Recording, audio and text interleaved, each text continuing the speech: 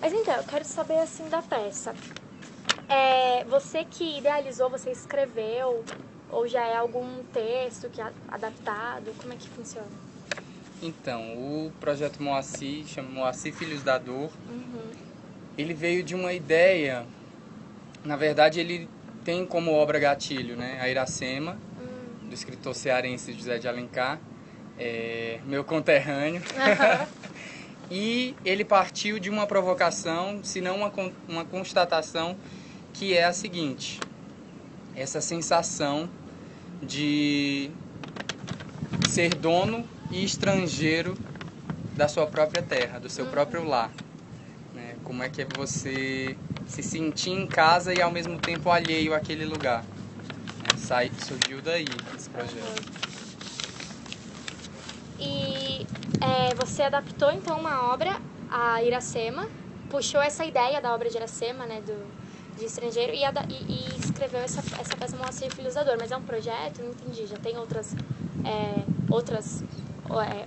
coisas que... Ele parte de um projeto maior que seria que por enquanto está nessa fase de um espetáculo dentro de piscinas, um espetáculo de dança-teatro dentro de piscinas, mas ele parte de uma ideia maior, ainda a se desenvolver com outros trabalhos de dança também, inclusive não só em piscinas, mas no mar.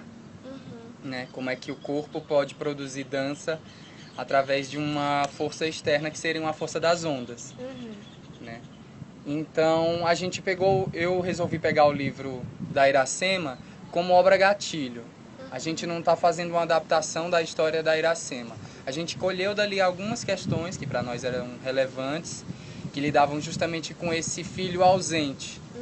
A minha história também é um pouco parecida com essa provocação, de você sair de casa em busca de um sonho, você sair do seu lugar em busca de um sonho e de repente você está num entre, você se encontra numa situação meio de perdido, nem de pertencimento, nem de não pertencimento. Você está no entre.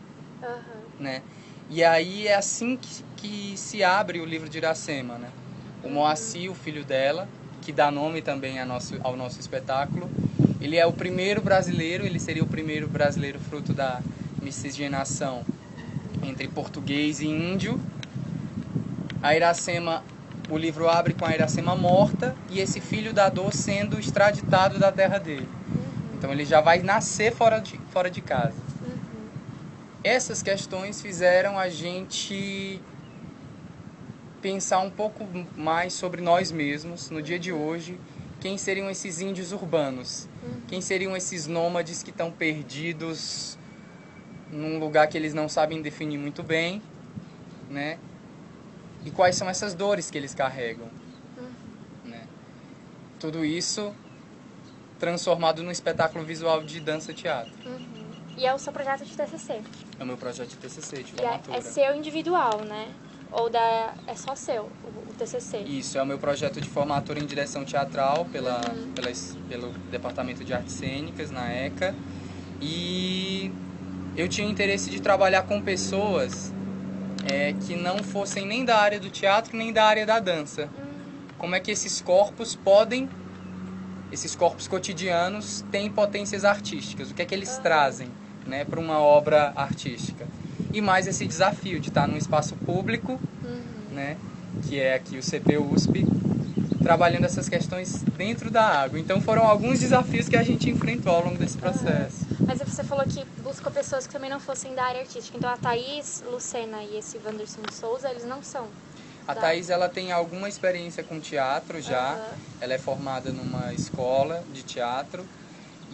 Mas aqui na universidade ela cursa o curso de Relações Públicas na ECA também. De Relações Públicas. Ela cursa Relações Públicas na ECA. E o Wanderson de Souza, ele é formado em Biologia, está fazendo graduação em Ciências Sociais e está fazendo mestrado em Biologia também. Na USP. Na USP também.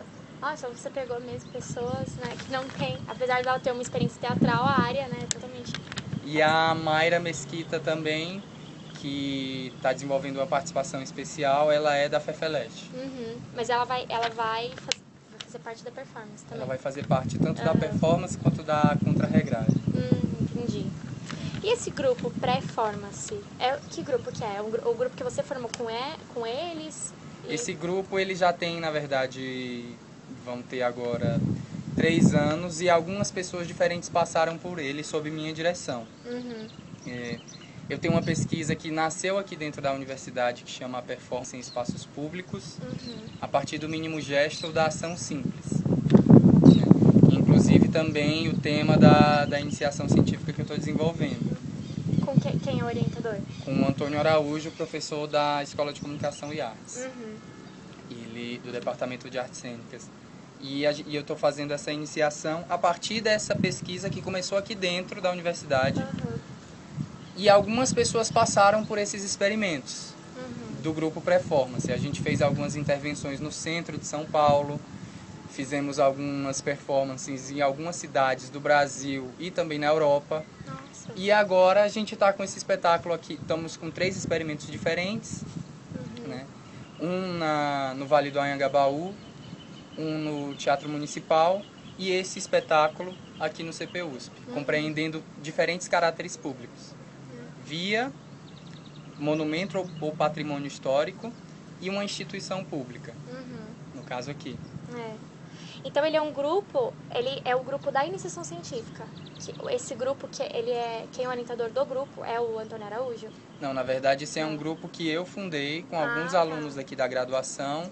E aí já tiveram algumas passagens, pessoas de áreas diferentes, inclusive. Então ele não é necessariamente ele é da ECA, porque também tem as pessoas dos outros cursos e tudo, Isso, né? ele não necessariamente Não é vinculado à ECA. Não é um grupo de pesquisa da ECA, no caso, sim. Não. Mas ele tem bastante a ver com essa questão de trabalhar Primeiro, trabalhar a performance, que já é uma brincadeira com o nome performance. E pensar numa expressividade que estaria anterior é uma questão puramente estética, ou teatral, né? Há símbolos que já estão mais, como eu posso falar, mais decodificados, que a gente reconhece que é uma linguagem teatral, e muito mais uma tentativa que é anterior à forma. Pensar em formas que já estão presentes no nosso cotidiano e elas têm essa latência artística dentro delas. E vai ser outubro inteiro? São alguns dias, né? Porque vocês divulgam como outubro porque são muitos dias de outubro, né? Vai ser de sexta a domingo, durante o mês inteiro, aqui no CPUSP. Sexta e sábado vai ser de 7h30 às 10 horas, 10h30.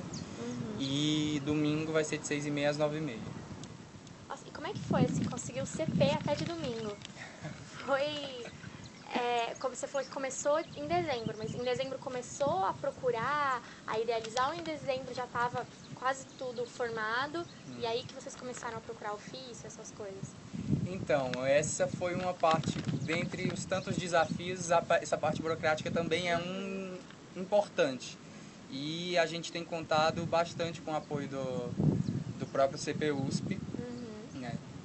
Eu acho que tem sempre essa questão de propor um uso diferente para esse espaço, que primeiro é destinado ao esporte. De repente vem uma proposta de trabalhar a arte nesse lugar e acreditar nessa possibilidade. Com certeza essa fricção gerou alguns impactos, né? E que eu acho saudáveis, proveitosos. Então começa com esse desejo de trabalhar uma dança dentro da água, né? E aí, em dezembro do ano passado, a gente procurou a instituição aqui, com os ofícios e com o pedido de desenvolver um projeto de dança num espaço não convencional.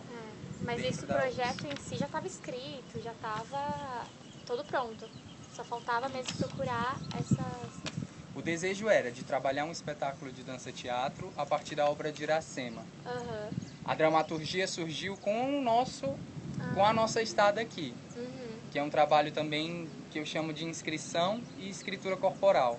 Como é que você pode trabalhar num lugar que tem um caráter público, tem uma circulação grande de pessoas, absorver daquele lugar os fluxos dele, as dinâmicas dele, para aí começar a intervir.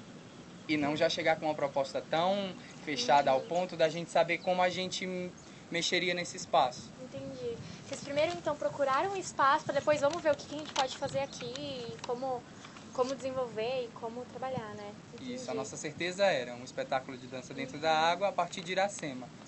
O que ia surgir daí, o processo foi que mostrou pra gente. E aí, como é que funciona? Onde que vão ficar os espectadores? Como que eles vão enxergar dentro da água? Como é que vai funcionar, assim? Isso é uma coisa curiosa de você perguntar, porque pra gente, o trabalho acaba ganhando algumas formas diferentes de expectância, né, do público compartilhar essa experiência. De março até agora, a gente teve uma experiência bastante interessante, como eu te falei, que foi de absorver os fluxos do lugar. Perceber como é que os usuários vinham para cá, que atividades eles desempenhavam aqui, né? Nadar, pegar sol, estudar. E de repente pessoas que dançam nesse lugar aparecem. Então despertou bastante a curiosidade das pessoas, de querer saber do que se tratava. Mas aí a nossa proposta de intervenção acontece em 2 graus justamente por isso, porque os ensaios vêm como uma intervenção direta no meio de um cotidiano e o espetáculo acontece à noite. Ele é direcionado para o público à noite.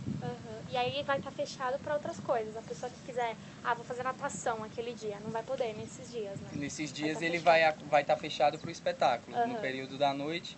E a forma do público se relacionar com esse espaço justamente é de que eles possam, tanto quanto a gente, sentir esse lugar, como se eles estivessem passeando num parque.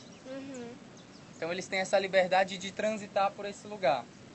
A gente vai ter algumas cadeiras dispostas ao longo da piscina, mas a indicação é que eles possam assistir o espetáculo da grama, do trampolim, dos próprios blocos da piscina.